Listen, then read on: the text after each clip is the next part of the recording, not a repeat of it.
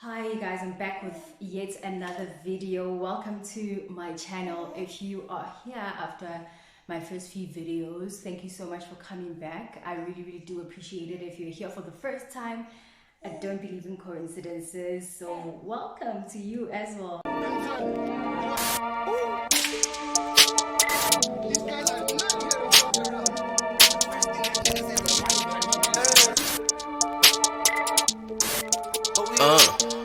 So I figured that after my previous video, it would make more sense if I delved deeper into the topic of like how it is that I realized that I had issues with anger, and as far as making an effort to be, excuse me, my daughter's on the floor, making an effort to be self-aware, and also just try my best to change things around, to do things better, not only for my benefit, but not only for my benefit, but for the benefit of those around me, those that I love, those that I intended to have in my life for a long period of time. I really was thinking about those things, those that I wanted to improve my connections with, family, friends, romantic relationships, etc.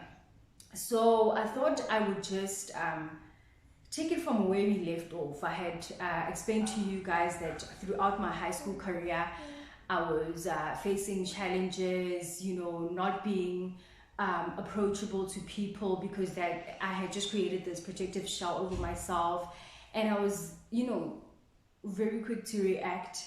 And then fast forward in varsity, I had a few realizations prompted by my effort in trying to figure out who I was. And I think my varsity years were very pivotal for this, me realizing who I was. And so I mentioned that there was a very important conversation that I had with someone that I had dated in varsity, and that just catapulted me into this journey of being more self-aware and trying to deal with my anger issues. And so one incident that really stands out for me amongst them all, I think I was in my final year. Well, what was supposed to be my final year, I was in third. Like I was trying to say, I was in third year and I was in the library, overwhelmed with the many deadlines that I had, because not only was I attending classes full time, I was working 2 jobs that year, if I remember correctly.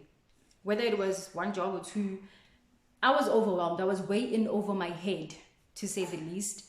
And I remember just being in the library trying to get through things, right? I had this long list of questions that I needed to answer for a particular publication. And I just hadn't had time to get to those answers, and they required depth. And me being me, I wanted to make sure that I did this thing to the best of my ability while still trying to meet all these other deadlines that I had, which also deserved just as much attention from me. So things were getting really intense. And I ended up having a meltdown in the library over these 2 ladies who were also working in there. I think they were first years or second years, I don't know. But I had told them 3 times before me losing my cool that, listen, you guys are making a noise and I'm trying to focus and it's not working, and we are in the library, you need to be keeping your noise levels down. It didn't work out, and boom, there I was. I actually, for the most part, after I was like, I told you guys to keep it down, I'm trying to for the fact that I was shouting in the library, having lost my cool and all that, it was weird for me, because why was I doing that? But in my head, who commented coming, and I was like, we are here now. I tried to speak to you guys. But yeah, immediately after I did that, I went upstairs to go tell on myself, because what had just happened, even I was shook, the girls were shook, and the librarian wasn't even there. So I think someone quickly went upstairs to go tell our relationship navigator, which is like a student advisor, a student liaison, yeah. Somebody had just lost their cool downstairs. And then I find her on the phone. She's like, yeah. No, actually, she wasn't on the phone. She was talking to her colleagues in the office. Oh my gosh, I need to go downstairs. Apparently, there's a student who's just lost their mind, you know? And I was like, hey, Linda, it is I. And she was like, you? Because she had known me to be such a pleasant person, you know? I never really gave anybody problems on campus. I never had issues with people to the extent where people knew me for like having tips with people. Not to say that I never had arguments with like classmates or whatever, but it was never that deep. Now Linda must be called so that she can like, you know, try and figure out what's happening. But anyway, yeah, so I told on myself and I was told to sit down, breathe and all that stuff. I believe that was my first time having an actual panic attack, because there are parts of it that I really do not remember. I don't think I was like present enough for me to remember. I think I blacked out, you know. But yeah, now I knew that I had issues with anxiety. I had issues with anger. But it would be a while before I actually received any sort of help with those particular problems. But I was trying my best, you know, and it was frustrating to constantly have to deal with these overwhelming emotions, and then I don't know what it is that I'm supposed to do with these emotions. Another incident I would like to share with you guys, because I need you to know that even though you start the journey of like wanting to work on yourself, you'll still be triggered, you know. You'll actually be more aware of the triggers as they approach, and sometimes you will successfully work through the triggers, other times you'll not, and then like you'll feel bad about it. There's a lot of guilt and self-judgment attached to these experiences, but it does get better. It does get better. Anyway, so I was dating someone, dating guys, university. Yeah, I was dating somebody. I'm not gonna mention who, but if you're watching this video, then you know exactly who and you know my history, you know exactly who I'm talking about. Anyway, so we go to a party, me and this gent that I was dating, and we're having drinks, you know, it's nice. The party is good, guys. But then now it's time to leave, and with my guy. And my guy's like, no, I'm gonna stay with my friends. You can go ahead. And I'm not understanding, because I'm visiting you at your place. Now you're telling me that I must go home by myself. Like, the math just wasn't mathing. And remember, I told you I was intoxicated, right? I think liquid courage kicked in, because a few minutes later, right, I see him standing with another female. And I'm like, ain't no way. Guy, I went there, and with my entire chest, I asked this girl, I'm like, who the are you? You know, and then I said something about, this isn't my boyfriend, what's happening? You know, like, it was a mess. But those are the types of things that would happen. But then again, next day you feel bad about what it is that you've done. Like, it just wasn't healthy to continue to act that way and then think you're gonna lead a normal life. It wasn't okay with me, and I knew that I needed to change, you know. You get tired of being that person. But here's something that you need to remember as you try and better yourself.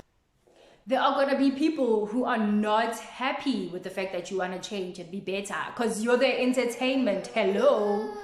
Where else are they going to get the drama at the end of every party? Babes, you are the source, so they're not going to be happy that you want to change. Change for what and who and why, you know? But you need to continue to do this thing for yourself, you know? to this day, I get tried, whether it's at the petrol station, someone is like really like trying to piss me off, but it's up to me to choose to do better.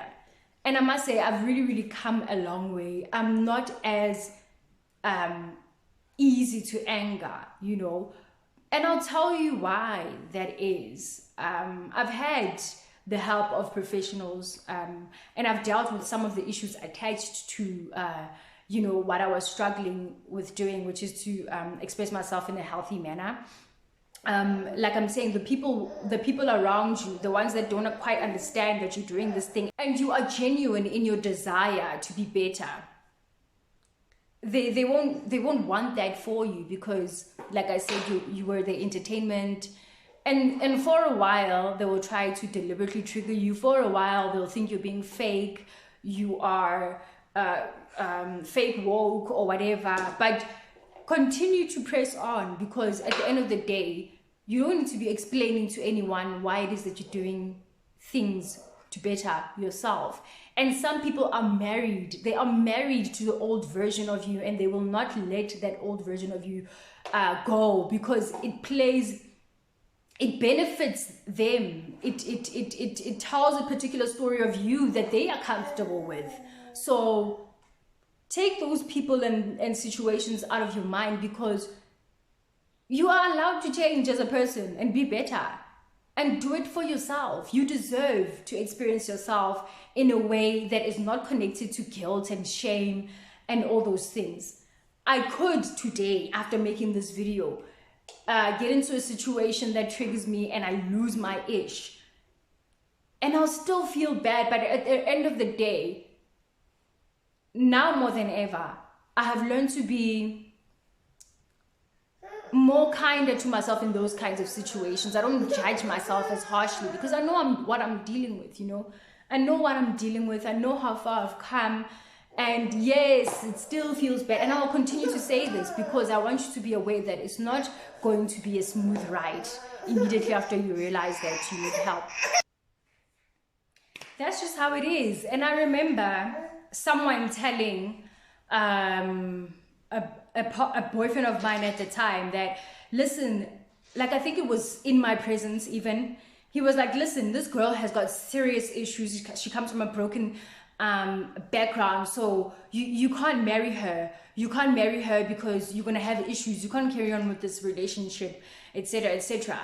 And that's an example of how someone can be so committed to a particular version of you that that's how they see you. You will never change, etc., etc. Nahana speaking such things over me, you know. I was very upset that day, and I think yeah, but I was very upset that day. I think you know what I'm gonna say. It triggered me. But yeah, I'm very proud of anyone that's wanting to make a change, that's wanting to get help with any problems that they may be having with, like, you know, anxiety, and all the emotions that are connected to anxiety, because that's literally what it is, anxiety. I mean, why are you getting so upset that you are lashing out? Like, why are you anxious? Yeah. But yeah, it would be years before I received any sort of professional help, because it got that deep. But I did deal with some of the demons, the problems that my issues with anger stemmed from, and it got better. It got better. But like I said, you need to hold on to the belief that your issues are not, they don't define you as a person.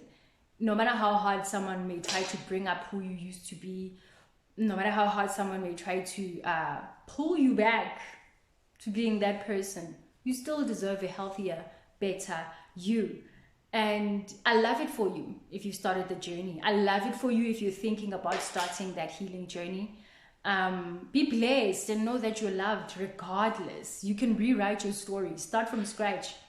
You know, you can't start your life from scratch, but you can definitely start writing a different narrative about who you are going forward. I'm very, very honored. I'm actually feeling so emotional in this moment. I'm very, very honored to finally be stepping into this place where I'm going to be helping people to do better for themselves so that they can realize this healthier version of themselves that does exist, you know. So if you reached this far in the video, you are a star, and I'm so appreciative of you. Do like the video, do subscribe to my channel, and share with whoever it is that you believe might benefit from this video, and know that you are appreciated, you are loved. Until next time, Gitseho, signing out. These guys are not here to